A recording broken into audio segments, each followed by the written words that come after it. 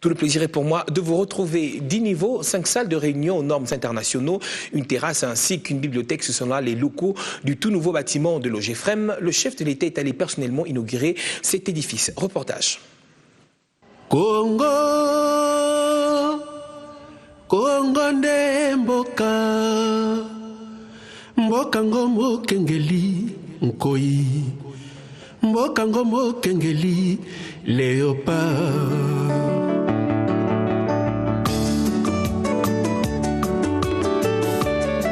33 ans d'existence, 33 ans de vie de locataire, c'est une nouvelle page d'histoire qui vient de s'écrire à l'Office de gestion de fret multimodal doté d'un nouveau bâtiment acquis sur forme propre de cette entreprise.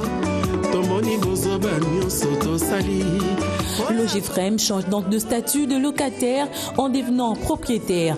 La matérialisation de cette œuvre prouve suffisamment l'adhésion du peuple congolais à la révolution de la modernité, vision du chef de l'État qui a personnellement rehaussé à la cérémonie d'inauguration de cette nouvelle bâtisse de l'OGEFREM ce mardi.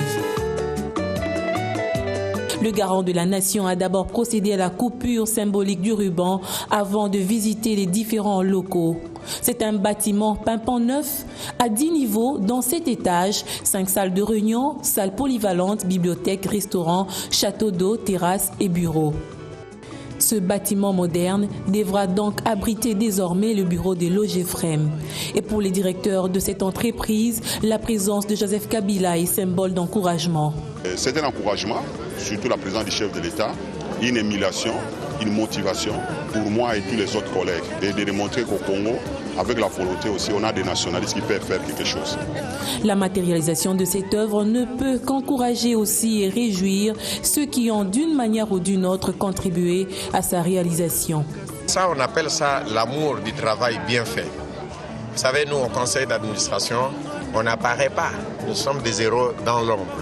Et aujourd'hui, avec la matérialisation de ces bâtiments, nous sommes heureux aujourd'hui de figurer dans les annales de la République démocratique du Congo comme des dignes fils qui ont accepté le sacrifice et qui ont quand même investi en laissant des traces. Chez nous, en langue, on appelle ça Sisabidi.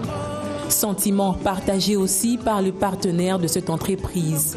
C'est une coopération qui marche très bien et qui a la possibilité même de se renforcer dans le futur pour la modernisation de tous les trafics ici en RDC.